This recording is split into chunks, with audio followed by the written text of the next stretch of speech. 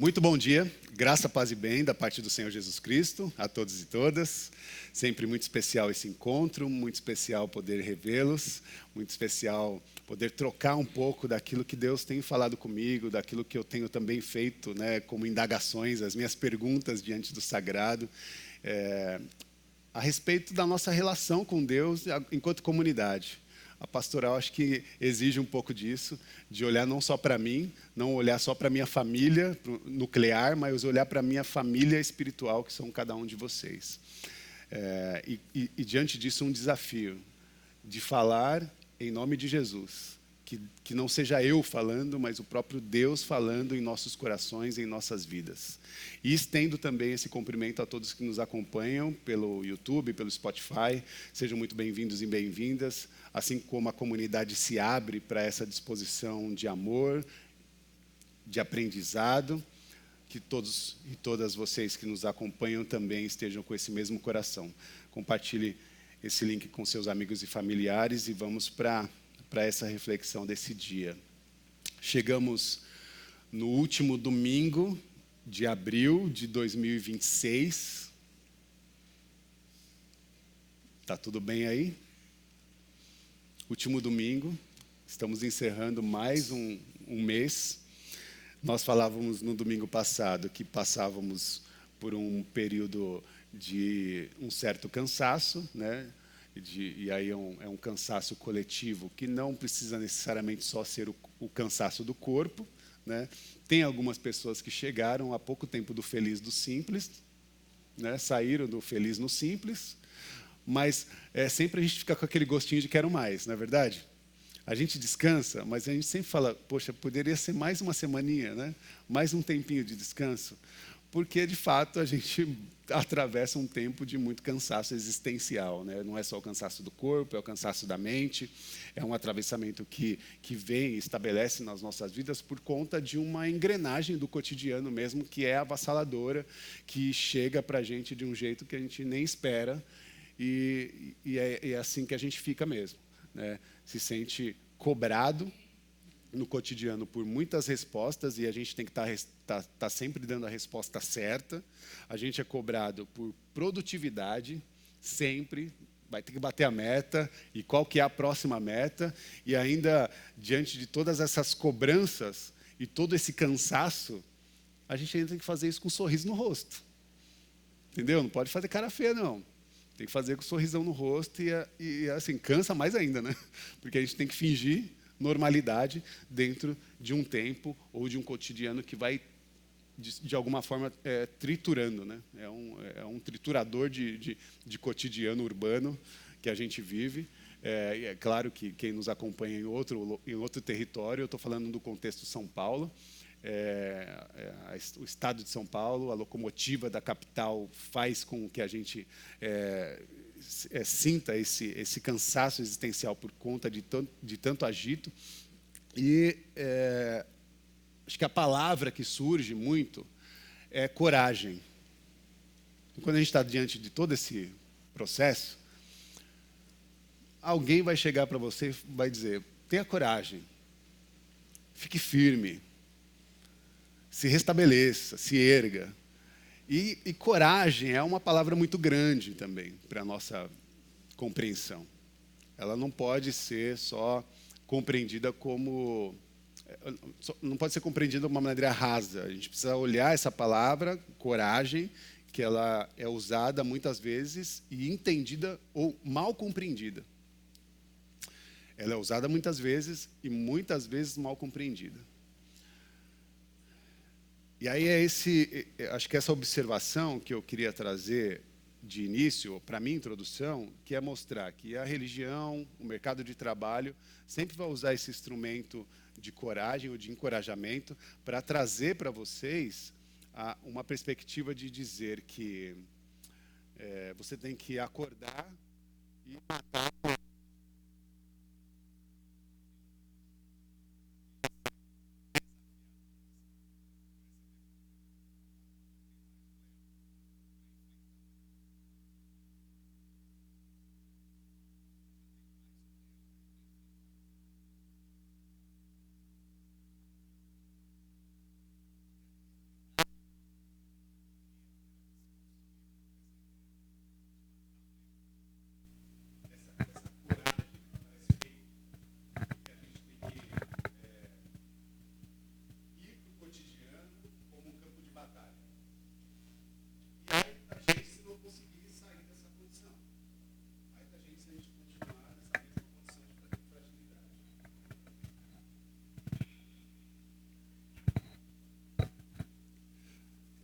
essa coragem que é estabelecida no cotidiano é um tipo de coragem que eu gostaria de contrapor no nosso diálogo de hoje. Então, quando alguém fala, coragem, mulher, coragem, homem, coragem, gente ferida, que tipo de coragem está sendo oferecida? Eu, quando olho para os textos bíblicos, percebo que Jesus nos ensina uma outra qualidade de coragem, e é uma coragem que de fato nos sustenta. Uma coragem que está estabelecida numa forma de garantir a qualidade da nossa saúde mental, de garantir também a nossa possibilidade de sair para a vida sem ter que ficar fazendo grito de guerra. Entende? Sem ter que fazer todos aqueles ritos para sair de casa, para começar o dia. E aí a nossa reflexão de hoje, ela está no texto de Esther. Queria que você abrisse a sua Bíblia. Se você tiver com o livro, você vai no livro de Salmos e vai voltar dois textos. Salmos, aí você vai encontrar Jó, e antes de Jó, Esther.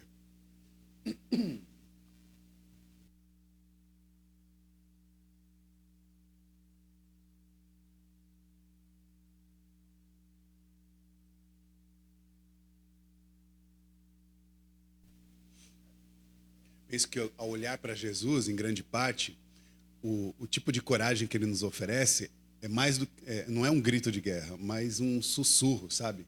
Diante a realidade, e que não precisa de grandes movimentos barulhentos, mas um sussurro para dentro da gente, sincero, para saber que, de fato, a gente quer estabelecer para diante. E aí eu escolhi o livro de Esther porque eu queria convidá-los e convidá-las para a gente olhar para uma perspectiva de um palácio, desculpe, e tentar iluminar a atitude agora de uma mulher que vai nos ensinar algo que eu considero como um ato de coragem, especialmente para as nossas relações diárias. E observar a audácia que ela tem diante uma certa, eu considero uma violência que estava sendo posta sobre a sua existência e sobre o seu corpo. Então, é uma coragem para a gente dizer não, uma coragem para a gente dizer basta. Todos acharam aí, Esther? Esther capítulo 1, nós vamos ler o versículo 10 e 12. Diz assim: no 7º dia, o rei Xerxes, Assuero, já alegre por causa do vinho, ordenou que trouxessem à sua presença a rainha Vasti, usando a coroa real. Ele queria mostrar aos súditos e aos nobres a beleza dela, pois era muito bonita. Mas quando os oficiais transmitiram a ordem ao rei, a rainha Vasti recusou ir. Ok? Bom, acabamos de ler um texto que, analisado com muito rigor, nós precisamos entender um pouquinho da anatomia desse banquete que estava sendo oferecido. Nós estamos falando do rei Xerxes, o rei da Pérsia, o rei do Império da Pérsia, um dos maiores impérios do seu tempo. Nós estamos falando do ano antes de Cristo de 480, cerca de ano 480. O rei Xerxes faz uma grande festa, e essa festa que ele está promovendo aqui é uma festa que dura 180 dias. Quem já participou de uma festa longa aí? De 180 dias. 180 dias de festa, 180 dias de ostentação. E, obviamente, uma ostentação fadada a mostrar a máxima do seu poder. 180 dias de festa para mostrar o seu poder, para mostrar o seu capital e para mostrar também ou exaltar o patriarcado. E aí, no auge da bebedeira, que aí o texto aqui ele é bem... Por isso que a Bíblia, o texto bíblico, ele é muito perigoso se a gente lê de maneira literal. Porque você sabe que, se você já leu várias versões bíblicas, você sabe que elas têm muitas diferenças na tradução. Porque o texto bíblico é feito por traduções humanas. São pessoas que traduzem os textos. E aqui a gente leu uma tradução. E na tradução que a gente leu, está dizendo que ele estava muito alegre por causa do vinho. Mas a gente sabe o que é estar alegre por causa do vinho. O cara estava no auge da bebedeira. E no auge da bebedeira, o que ele faz? Ele exige o seu maior troféu. Ele exige a presença do seu maior troféu. E qual que é o maior troféu do rei Xerxes? A rainha. A rainha Vasti. E aí ele chama a rainha. E diz para a rainha se apresentar diante dos seus súditos, diante dos maiores do império. Só que ele faz mais uma solicitação, que também nas entrelinhas a gente acaba não percebendo. E esse texto vai dizer que ele manda chamá-la com a coroa real. É assim que está escrito aí no texto? Mas os historiadores vão dizer que ele pede para a rainha Vasti se apresentar só com a coroa. Estão me entendendo? Eu preciso ser mais explícito. Ele exige que aquela mulher, a rainha, se apresente diante dos seus súditos, tentando exibir o seu corpo para os magistrais, somente com a coroa real. E aqui, meus irmãos, nós estamos diante de uma linguagem sistemática, né? Ou melhor, do sistema imperial, como ele funcionava. E aqui ele está, de alguma maneira, o rei, exigindo performance. Ele está, de alguma maneira, de explícita maneira, coisificando um corpo de uma mulher, e fazendo a instrumentização daquele corpo para o seu próprio entretenimento, para a sua própria validação diante os outros homens que faziam parte daquele império, e uma certa necessidade de validação masculina também, né? Validação da sua masculinidade, do seu poder. E aí ele faz esse ato obsceno, bizarro, horrível, que é expor ou querer expor o corpo da sua companheira, rainha, nua, com a coroa real. E aí, meus irmãos, não sei se você concorda comigo, mas eu acredito que essa história não ficou no passado. Ela parece muito mais presente no nosso cotidiano. Realidades como essa, bíblicas, consideradas como textos sagrados, que recebem leituras que apagam esse contexto, que não trazem para nós a compreensão do que estava acontecendo mesmo. Porque se a gente lê de maneira corrida, a gente não percebe a violência que está acontecendo aqui. A problemática, principalmente porque esse texto, historicamente, foi construído para exaltar o nome de quem? Qual é o nome do livro aí? Esther. Porque Esther é a mulher submissa. Esther é a mulher que se sujeitou ao rei. É a mulher que aceitou entrar no sistema. Vasti é a pessoa que rejeitou. E por que rejeitou? Porque quando ela estava diante do banquete do rei, ela diz não para aquele pedido do rei. E ela sabia o impacto que isso aconteceria na sua vida. Hoje, quando a gente analisa esse, entre aspas, banquete do rei, nós vamos entender que todas as estruturas elas estão fadadas a um pouco a essa dinâmica, porque de alguma maneira a gente está sendo objetificado, seja no nosso trabalho, infelizmente nas nossas relações, nas mais diferentes instâncias. Esse coração do rei persa hoje habita no coração do pensamento social, do pensamento da sociedade.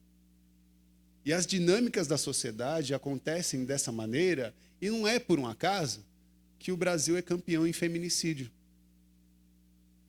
Porque estas linguagens, estas maneiras e estruturas patriarcais, elas estão encarnadas na sociedade e legitimadas, a ponto de um agressor a uma mulher ser protegido nas discussões sociais.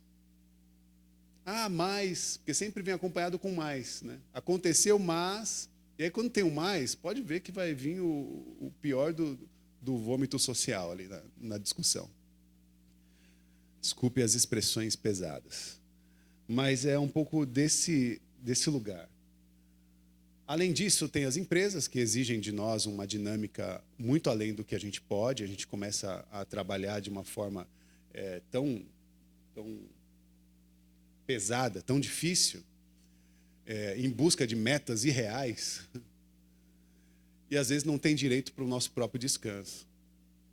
A gente ainda tem que fazer uma escala 6x1, né? E ainda tem gente reclamando disso. Não, tem que trabalhar mais. Está trabalhando é pouco. Porque o descanso agora é coisa de gente que não presta. Essas são as dinâmicas sociais, esse é o coração do tempo presente, das narrativas, das conversas. E o sistema religioso acaba também se adoecendo quando também traduz na sua dinâmica as mesmas ações. Porque quando a gente olha também para esse sistema religioso adoecido, ele também manipula os corpos.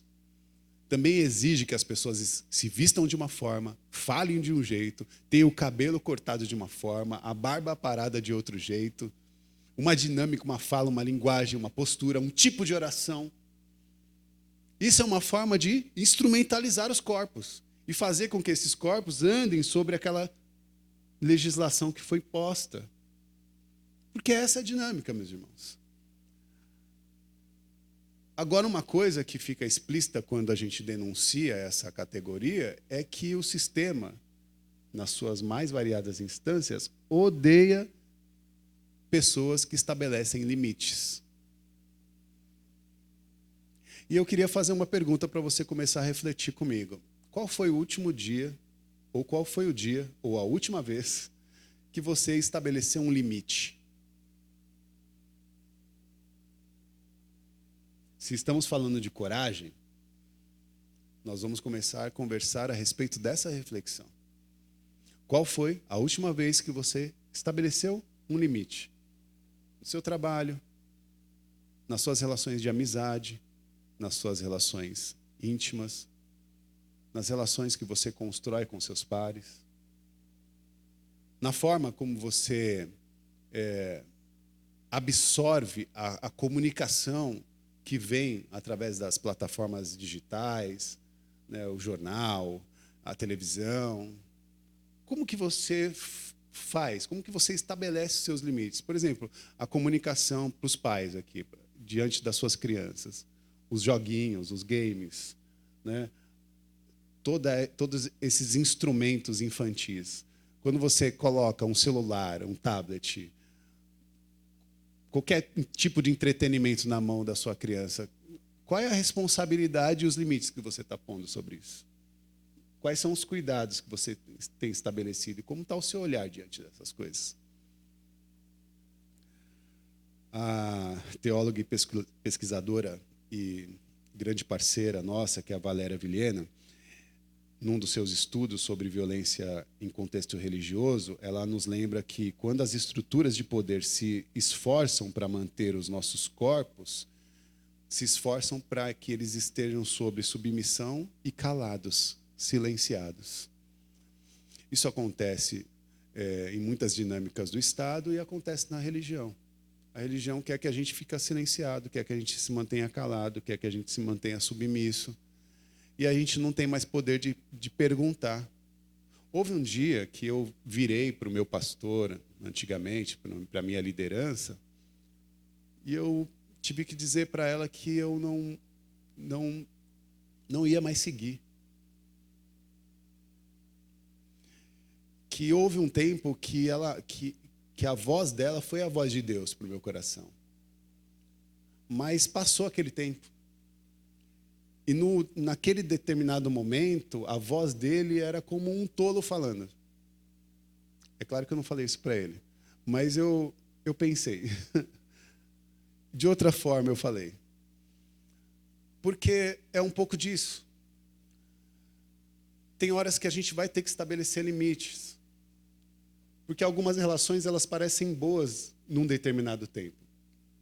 Mas tem horas que ela começa a também passar de alguns limites e começa a atravessar uma linha que, se a gente não encerra esse ciclo, a gente pode ser pego por uma violência. Então, é bom a gente observar que o sistema odeia pessoas que estabelecem limites. E a minha provocação a vocês é encorajá-las a pensar sobre isso. Porque o Evangelho não nos chamou para a gente ser troféu na mesa de ninguém. Amém, meus irmãos? Segundo ponto. O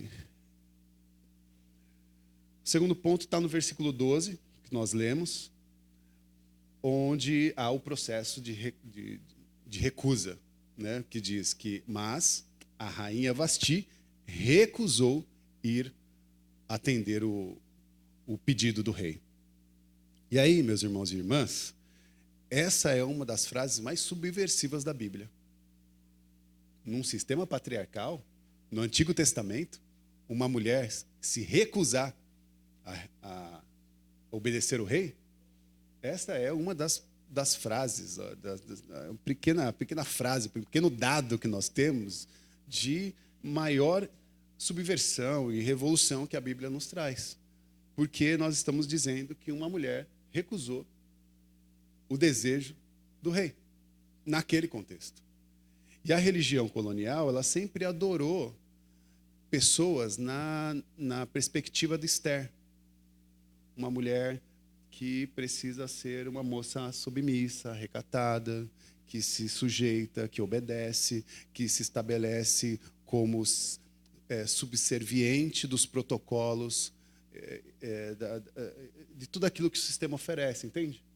E aí eu queria resgatar um pouco dessa hermenêutica, ou dessa compreensão, de novos protocolos para a nossa leitura bíblica, de uma maneira sincera, uma maneira honesta, para a gente não ler a Bíblia de qualquer jeito.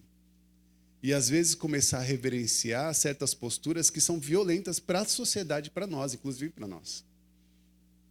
Então, ela era, de fato, a rainha, a maior do império. Imagina, ela era a rainha, a maior rainha, ou melhor, ela era a rainha do maior império do mundo, nesse contexto. E ela faz essa recusa. E, ao dizer não, obviamente, ela sabia das consequências. As consequências para ela seria um divórcio, seria a perda da coroa, seria a perda, obviamente, do seu status social, de poder, um desconforto financeiro e um provável risco de morte. E ela disse não. Nós temos que exaltar a vida dessa mulher e o posicionamento dela ou não?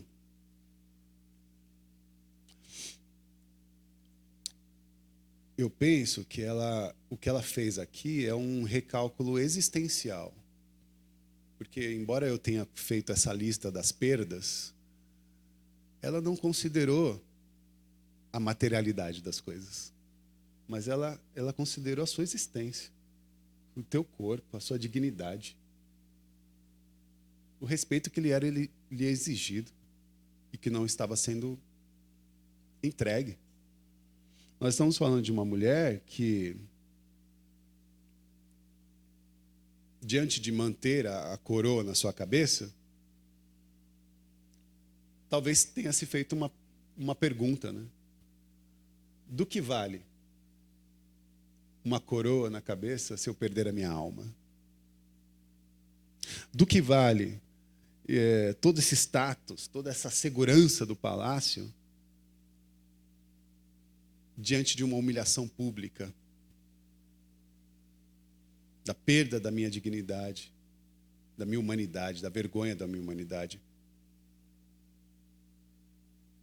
E isso é muito grandioso, porque ela perde, de fato, a coroa, mas ela mantém a sua integridade. E se tem uma coisa que o Evangelho nos apresenta e quer nos presentear, é uma vida íntegra. É uma vida que respeita a nossa humanidade por inteiro. Que não nos fraciona em realidades que não condizem com o que a gente é. Não nos aprisionam. É nesse lugar que eu penso que Vasti recupera esse conceito, sabe? Onde ela tem... Olha eu falando, recupera esse conceito, e a coisa está na minha cabeça, eu não falo conceito, né? Que é o conceito de matrigestar, que eu tenho conversado com vocês. Esse conceito que nasce do quilombo, nasce das mulheres negras africanas, que é um termo que eu amo e tenho dito para vocês, que é o matrigestar, que é o matre da mãe e o gestar. E Vasti, de certa forma, ela matrigesta a sua própria integridade, a sua própria dignidade. Nesse processo, ela diz não à morte da sua existência. Diz não. Para sobreviver, em detrimento de todo o poder, de todo o ouro, de toda a graça que ela poderia receber do rei persa. Ela se restabelece na sua dignidade, na sua integridade, e recebe as honras do próprio Criador. Porque é esse lugar que nós estamos buscando, meus irmãos. É esse tipo de relação com o sagrado que nós estamos desenvolvendo na nossa caminhada. Porque do que vale, meus irmãos, a gente ficar aqui, sei lá, milionário, cheio de coisas, cheio de ouros, cheio de status, cheio de poder, cheio de honrarias, mas, né, por dentro, pão bolorento, como diz. Não é isso que o Evangelho nos oferece, mas nos oferece a recuperação da nossa humanidade. E é por isso que nós temos falado desde a Páscoa desse processo, ou desse projeto do sagrado, de Deus, da recuperação, ou melhor, da ressurreição da nossa humanidade. Tudo aquilo que foi morto, tudo aquilo que corrompeu a nossa humanidade, os pecados que cometemos e também as violências que sofremos, diante de Jesus nós somos resgatados. Despimos-nos de todos os infernos que foram colocados diante dos nossos ombros, para uma profunda, plena e verdadeira libertação que Deus nos oferece. Observar a história da rainha Vasti é observar um pouco da história dos nossos cotidianos, que atravessam também as nossas relações, e que desponta a possibilidade da gente se encorajar de uma maneira diferente. Não para sair necessariamente para matar um leão por dia, mas se encorajar a impor certos limites que acontecem na vida cotidiana e que às vezes aparecem nas entrelinhas, sabe? E a gente precisa ter um olhar sensível para compreender onde que elas estão. E dizer basta. E dizer não. Coragem. Com muito cuidado eu vou falar essa frase. Coragem Coragem é desapontar pessoas. E por que eu falo isso com muito cuidado? Porque essa coragem que se estabelece em nossas vidas vai desapontar expectativas irreais sobre nós. Pessoas que geraram expectativas sobre nós que são irreais. Quando a gente assumir a nossa integridade, a nossa verdade, a gente vai desapontar essas pessoas. Porque a gente não tem compromisso com aquilo que as pessoas criam na cabeça delas a respeito de nós. Estão me entendendo? Estão comigo? E para a gente ser sincero com a gente mesmo, para sermos sinceros com a gente mesmo e para sermos íntegros com a nossa humanidade, respeitosos também, no nosso gesto de dizer basta ou de dizer não, pessoas vão se frustrar, porque esperariam que nós disséssemos sim. Como foi o que aconteceu comigo há anos atrás, que eu cheguei para a nossa comunidade cheia, a gente estava com a igreja lotada antes da pandemia. E eu cheguei, coloquei no telão aqui e falei, gente, está vindo uma primeira onda. E eles, o que é isso? Eu falei, pandemia. Vai dar ruim. A gente não vai poder mais se abraçar, se reunir do jeito que a gente está aqui. Ah, não, será que isso vai acontecer? Vai, gente, o negócio é sério. Eu tenho os dados e a gente parou um culto para falar sobre isso. Grande porcentagem da comunidade não aceitou bem a ideia da gente fechar a igreja. Só que nós levamos o cuidado e o respeito para aquelas vidas, mesmo aquelas que estavam desapontadas, as últimas consequências. E muita gente partiu, nem está mais caminhando com a gente, porque a gente não aceitou abrir a comunidade, a igreja, ou fazer reuniões no tempo da pandemia, porque a gente decidiu não ser negacionista. A gente decidiu não ser antivacina, né? Porque a gente não é, né? Porque a gente decidiu também. A gente não é, só precisou falar e aí desapontou algumas pessoas. E é isso que acontece. Estou usando esse exemplo só para vocês entenderem que tem coisas que a gente fala que desapontam pessoas, porque elas estão criando expectativas ao nosso respeito que não condizem com aquilo que a gente acredita de fato, ou com aquilo que a gente se propôs a reagir, né, na vida. Então, perca o cargo, perca o status, perca as suas aprovações,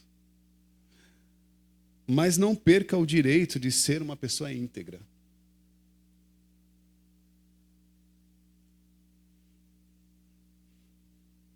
Eu vou concluir. Meu Deus do céu. Você veio para a igreja hoje para eu finalizar minha pregação falando para você perder para ser uma pessoa íntegra. Mas eu não tenho outra forma de espelhar essa trajetória, porque nós servimos um Deus que reconhecemos na pessoa de Jesus, que se esvaziou de todas as suas prerrogativas divinas. Imagina só Jesus, Pai, Filho e Espírito Santo, o eterno em plena harmonia na eternidade, vivendo ali no multiverso. E de repente, eles conspiram ao nosso favor, dizendo, a humanidade que nós criamos vai morrer se eles continuarem nesse caminho. Alguém precisa resolver isso. E esse alguém somos nós. Porque o salário do pecado é a morte, e eles estão no pecado. Eles vão morrer. Para retirá-los da morte, nós precisamos fazer uma conspiração aqui. É o seguinte, a gente morre por eles, para que eles se mantenham na eternidade junto com a gente. Vocês topam? Olha eu, licença poética total, viu, gente? Cuidado. E aí, topo. Quem vai? Aí eu imagino Jesus, tipo, levantando a mão assim, mãos trêmulas. Eu vou. E aí Jesus se desprende de toda a sua glória e mergulha na humanidade. E ao mergulhar na humanidade, se esvazia das suas prerrogativas divinas e vive como gente como a gente. Ele nasce, ele chora, ele baba, porque criança baba, ele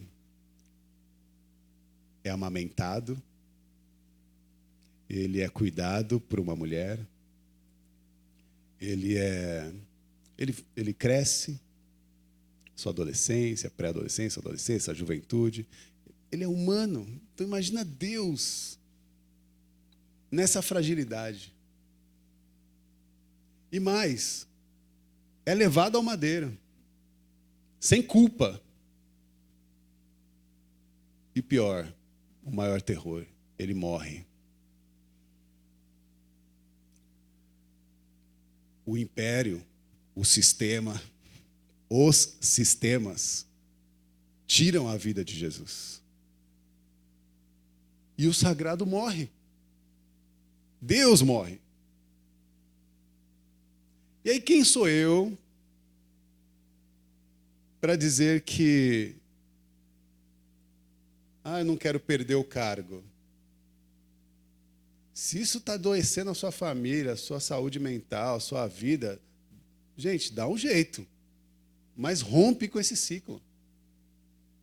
Não tem só uma possibilidade de emprego no mundo. Começa a trabalhar aí, currículo, LinkedIn, vamos trabalhar para sair dessa opressão.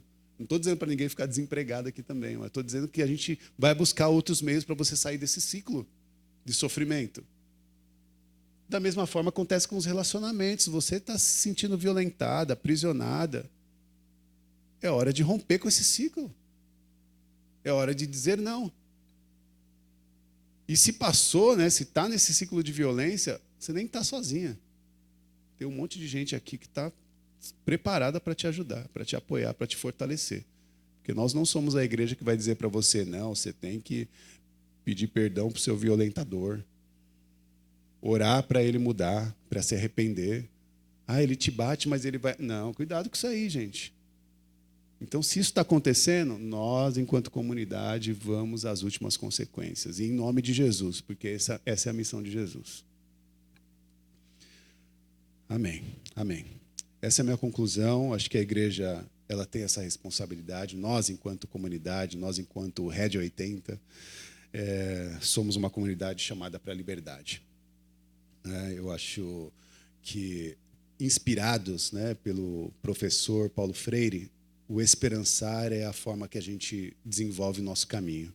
Não estamos de braços cruzados, tentando, orando, suplicando para que algo caia do céu. Nós estamos arregaçando as mangas e fazendo a nossa luta cotidiana. Cada conquista, ainda que seja pequena, é fruto para o nosso bem-estar social, para a nossa sanidade mental e para a possibilidade de reconstrução das nossas relações. E a gente também precisa deixar um mundo melhor para a nossa juventude, para nossas crianças. E uma coisa que eu fui provocado ontem no nosso encontro, que às vezes a gente não pensa, que a gente precisa cuidar, a gente tem uma responsabilidade enquanto igreja, agora eu trago para a igreja, saindo daquele contexto político, né, sociopolítico, a gente tem uma responsabilidade enquanto igreja de cuidar da idosidade dos nossos idosos, dos mais velhos, dos nossos ancestrais. Essa é uma responsabilidade, porque a gente sempre fala, olha, eu louvo os meus ancestrais, os meus avós, os meus pais, né? A gente está sempre honrando a vida dos nossos velhos. Mas como que a gente honra a vida deles? Propondo para eles melhor qualidade de vida, melhor cuidado, melhor amor. Entende?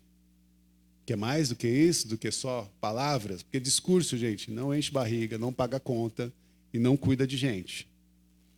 A gente precisa de esforço, de trabalho, de cuidado, de abraço, de amor, de palavra, de tempo de qualidade.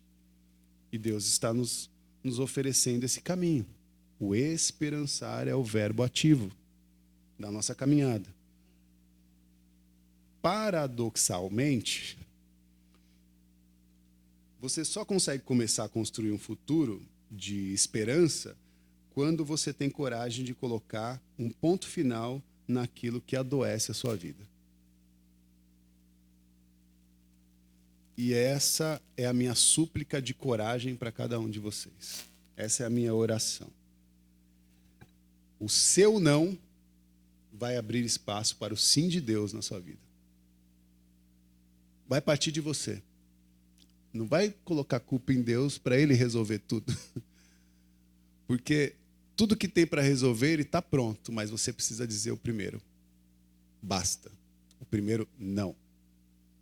Você precisa impor o primeiro limite para seguir.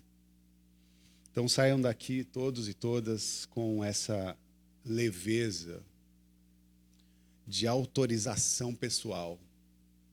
Essa leveza de autorização para você viver, para você ter melhor qualidade de vida, para você poder respirar de verdade.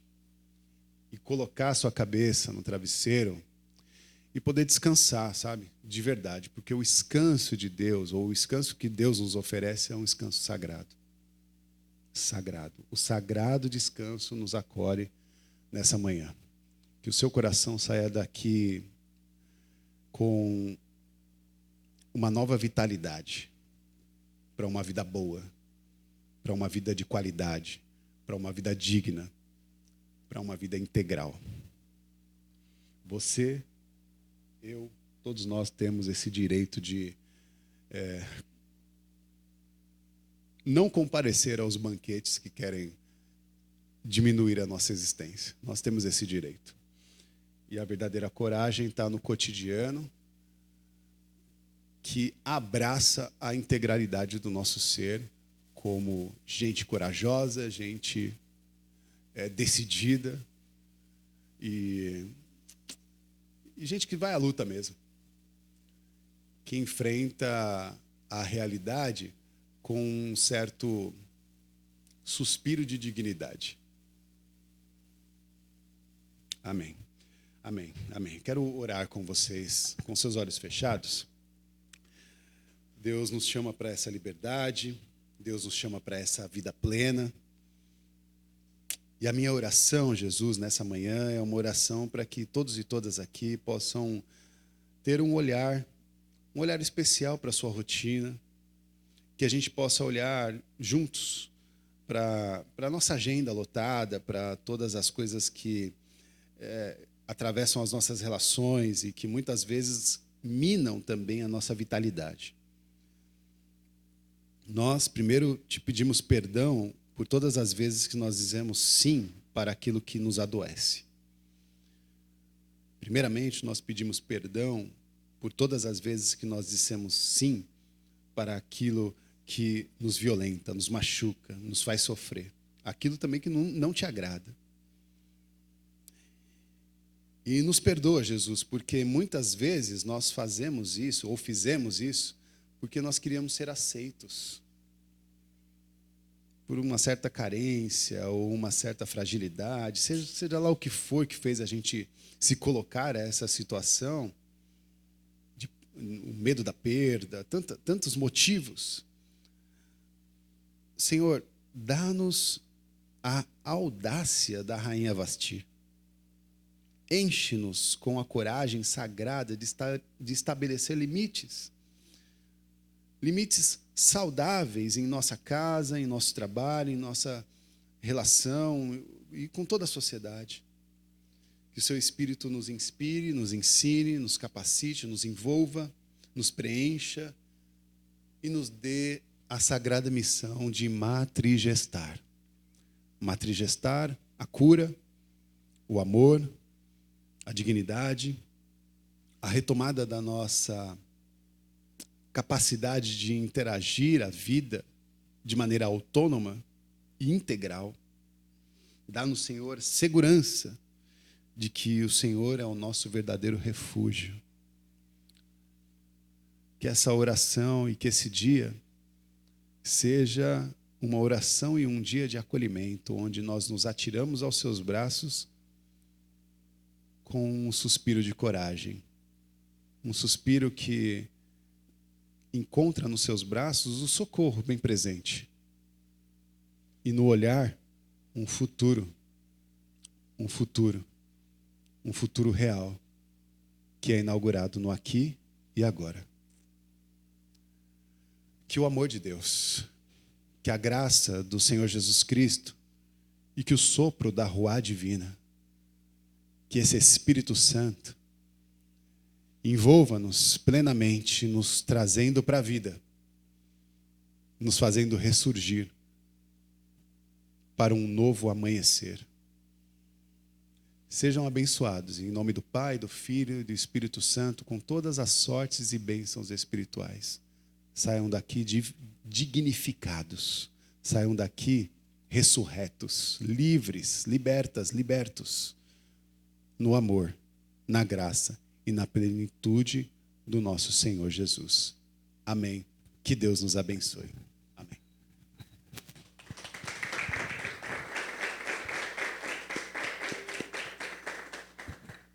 Agora, quando você se levantar, dê aquele abraço abençoador em cada uma das pessoas que estão aqui nesse dia. Amém? Deus abençoe.